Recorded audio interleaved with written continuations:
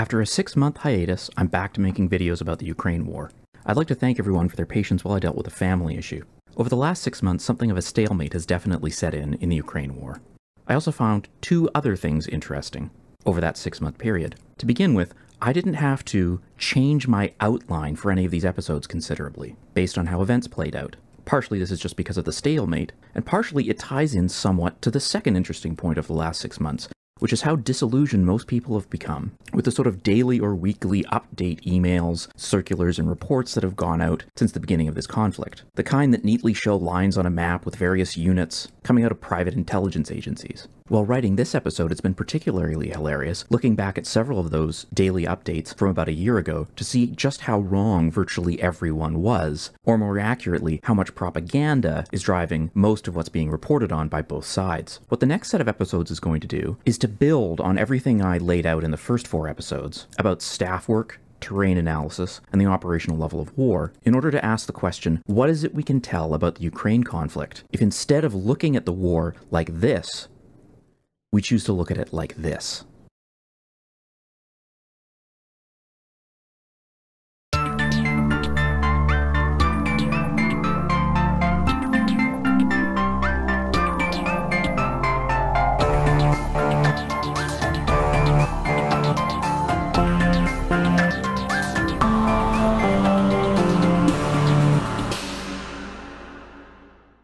Given I've been on hiatus for so long, I wanted to explain the episode structure so far and lay out my plan moving forward. In terms of the episode so far, in episode 1 I began by explaining how the modern battlefield functions by explaining artillery and logistics. In episode 2 I looked into the dispersion as a survival strategy for artillery, and then how the rest of the arms were needed because of the find, fix, exploit functions. Finally, I looked at how much space was really needed for units to maneuver. In episode 3, I looked at entrenchment as a survival strategy and the logistical burden of maneuver, and I summarized by putting everything together in order to understand what you might think of as the physics or the rules of modern warfare. Episode 4 looked at terrain, the general use of terrain and the need for canalizing ground to have defensible borders. Then I looked at various countries for examples, ending with Ukraine as a good example of a nation with a vulnerable border. I then explained how staff officers visualize and plan around terrain using a system I called Flowcarc. In terms of the plan going forward, the Ukraine war has really broken into 3 major fronts. North around Kyiv, in the center with the advance on the Donets and the Dnieper rivers, and then south around Crimea. I'm going to be looking at each of these fronts discretely. There's also been a number of special topics that either took up my interest or I fielded questions about on the episode so far. So what I'm going to be doing is roughly 1 episode per front and then a special topic. In this episode, the special topic will be me looking at how information is collected in war and why that makes me disregard every map that claims to show the current situation. In the next episode, the special topic will be looking at tanks from an operational level, including force structure. If you have any suggestions or requests for special topics for later episodes, please put them in the comments below. So with that out of the way, let's start off by looking at why the reality of how information is gathered during a war makes me disregard pretty much every bit of reporting and the purportedly more refined daily intelligence briefings that I've seen since the war broke out.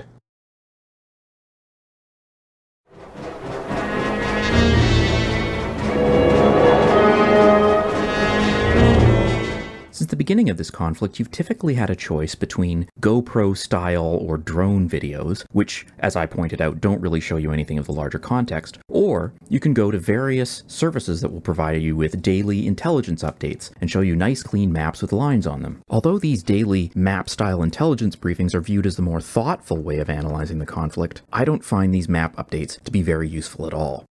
In order to explain why, I need to show you the chain of how information goes from the battlefield to these daily intelligence updates that have been so prolific during the Ukraine war. Now this is going to get a bit odd and experimental, but just stick with me for a while. To begin with, please watch this video, which is the only thing I remember from my Psych 101 class, besides the video about Phineas Gage where the guy behind me fainted, making a loud clang off my metal chair. Count how many times the players wearing white pass the basketball.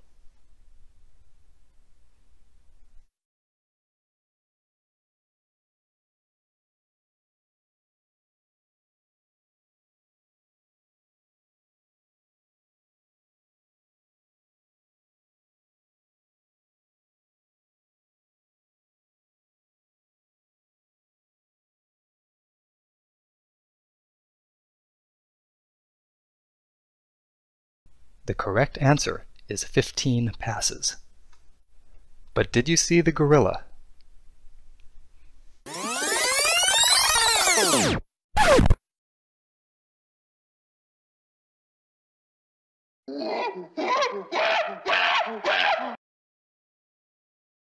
What you have just seen is a demonstration of selective attention, also known as tunnel vision. When the human mind is taxed by even a relatively simple task like keeping track of a basketball passed between people with two different types of shirts on, it's easily overwhelmed. Now I hope it's fairly apparent that being shot at in combat is a much more taxing experience than trying to keep track of something visually confusing like the last video.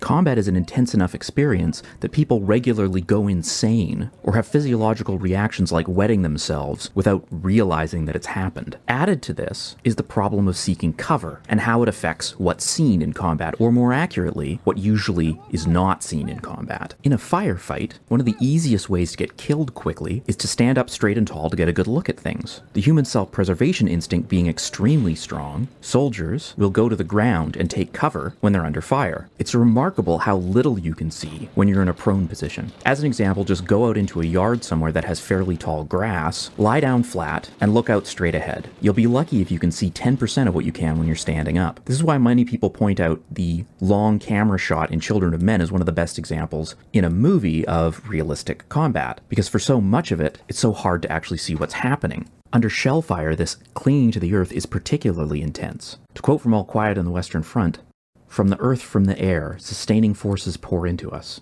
mostly from the earth. To no man does the earth mean so much as to a soldier. When he buries his face and his limbs deep into here, from the fear of death by shell fire, then she is his only friend, his brother, his mother. He stifles his terror, and he cries in her silence for her security." So with that as context, here's video footage of a firefight outside Kyiv.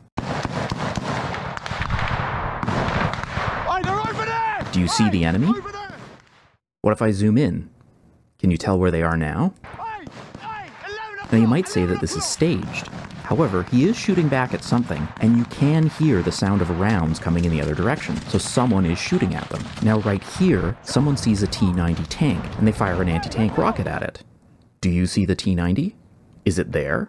A guided anti-tank rocket is something that's very valuable that you're going to hold on to and not just fire at something that you don't really see or don't actually believe is there. Now that firefight that you just saw would be radioed in as something called a contact report, claiming that they had engaged an enemy squad or maybe a platoon of infantry supported by a T-90 tank, and the location would be given as an 8-digit number code, and I'm sure no one made any mistakes about that, certainly not the people being shot at. That will then get relayed through several other command nets until it gets up to a higher level headquarters, like a game of telephone, and I'm sure no one will make any mistakes about any of the information within that contact report. Certainly none of the numbers in that 8-digit code, called a grid reference, will be slightly off. This is then plotted on a map, and an intelligence cell takes that information along with information from satellites, drones, other contact reports, other various sources of information, compiles it all together, and comes up with an understanding of the higher enemy picture, including in this case the fact that it was a T-90 tank is quite significant. Not all units have T-90 tanks. And of course no one would ever confuse a T-72 and a T-90 tank.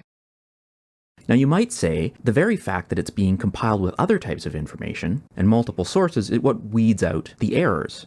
To a certain extent this is true, however, most of the other sources of information have some sort of a bias or error within them. As a general rule, you can either have electronic surveillance information of some kind, which doesn't really get you the feel of what's happening, or you can have boots on the ground information, in which case the people gathering the information are probably getting shot at. Now there's a very long process of this information being passed up higher and higher. The engagement you saw was probably a squad. At each level, again, the information is being collated, reinterpreted, packaged together with other information, and sent up higher using that game of telephone system that I talked about. In fact, before a national leader could be briefed, that message would have to pass through 7 additional layers of command, each of which has their own headquarters.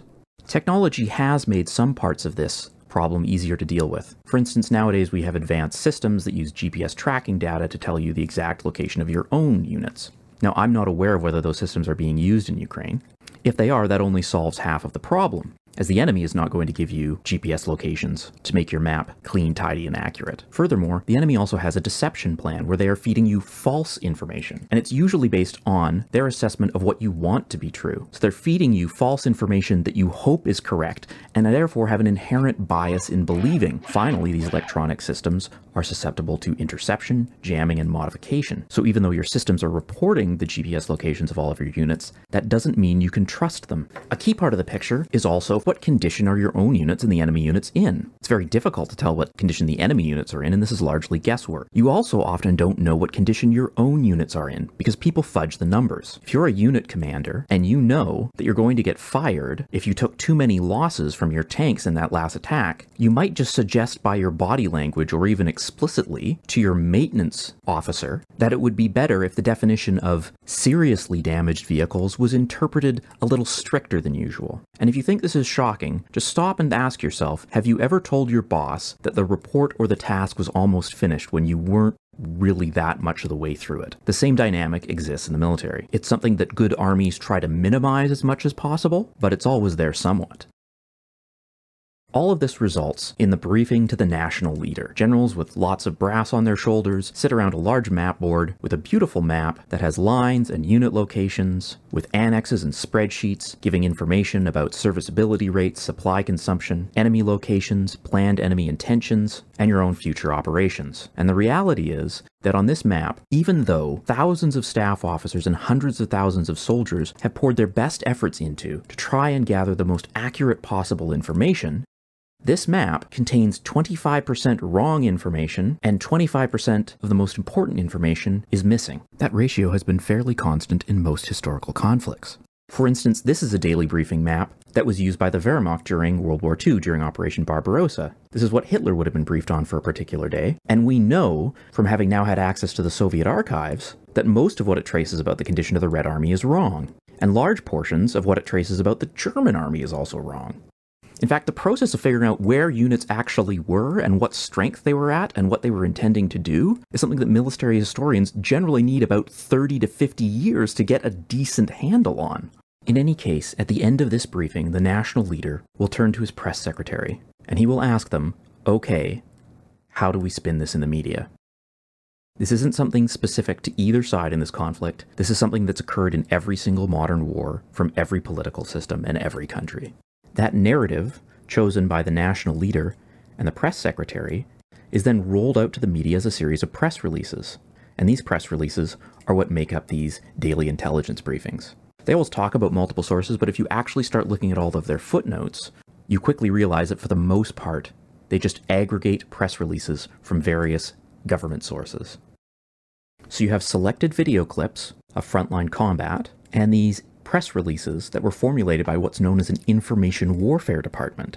If you want a good analogy, imagine a baseball game where none of the press were actually allowed to watch the game. Instead, they had to rely on highlight reels that had been produced by the two teams, and also on the various press statements and interview answers that the team's general managers and players gave. Now, on top of that, imagine that the two teams weren't able to watch the game normally either. They spent most of the game ducked at the bottom of the dugout because they were getting shot at, and they're only occasionally able to pop their heads over the top of the dugout to catch quick glimpses of what was going on. How accurate do you think that reporting would be? These videos instead rely on an operational analysis of the war. In order to do this, the only thing I've taken as a given is the terrain. Except over a very long period of time, terrain doesn't change. I've also taken it as a given that when both sides agree on a major event, such as the capture of a city or withdrawal from a certain area, that's likely true. Using this as a lens, I plan to analyze what happened in the first year of the war on the northern, central, and the comparison that I'm going to be making is between what the Western media and governments claim were the Russian objectives, what an analysis of the terrain shows the Russian objectives ought to have been, and the objectives claimed by the Russian government. I'm not saying that any of these is exactly correct, but it's the three best lenses I can come up with to figure out what actually occurred in the first year of the war.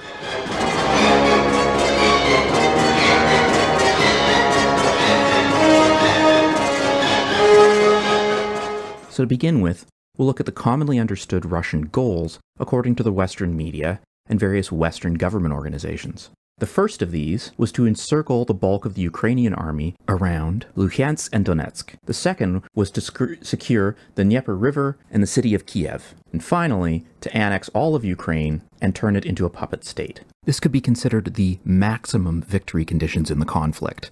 Specifically, this would be the destruction of the entire Ukrainian military and the annexation of all of Ukraine. Next, let's look at the Russian plan according to the Russian government. This is based primarily on statements made by Vladimir Putin and other high government officials at various points over the last year. Their goal was to encircle the Ukrainian militia units that were fighting around the Luhansk and Donetsk regions, supported by a feint in the north on Kyiv. A feint is a form of deception whereby you attack in an area in order to convince the enemy that that's your main effort. The second objective was to secure the Donetsk River and a land bridge between Crimea and the newly incorporated oblasts of Donetsk and Luhansk, and finally to negotiate an end to the war once those objectives had been accomplished. The destruction of the Ukrainian militias, securing the Donetsk River, and a Crimean land bridge. The medium option is what the Russian plan ought to have been according to an operational analysis. This is looking at the terrain, the value of various targets and objectives, Russian capabilities, and what could be reasonably achieved. Under this plan, the goals would be to encircle the Ukrainian army, to secure the Dnieper River and Kyiv, and then to negotiate an end to the war. Under this plan, you'd have moderate victory conditions, which are the destruction of the Ukrainian professional army, securing the Dnieper River, and the capture of Kyiv. A major question in the viability of an operation is what's known as the force ratio. You've probably heard it before that for offensive operations you need a local ratio of 3-to-1 in order to expect success. I've used this particular map as it represents approximately the average of most of the sources I could find in order to develop the numbers in the tables that I'll be dealing with shortly. I admit this is the weakest part of my analysis as I don't have more trustworthy information. This is one of these areas where you need access to a lot of secret and top secret information, and even then, 25% of what's on that map is wrong, and 25% of what's important in that map is not there. Starting on the northern front, where the Russians either conducted a feint or tried to seize Kyiv. The Russians had two operational axes of advance on this front. One was south from Byelorussia through Chernobyl. The other was west from Kursk. According to the map I'm using, the Russians had a total of 5 brigades allocated. The Ukrainians had 3 brigades in the first line and an additional 2 in depth. By looking at the terrain and the flowchart map, you would predict that the Russians didn't have the right force ratio and that their objectives were not logistically supportable. Let me explain why.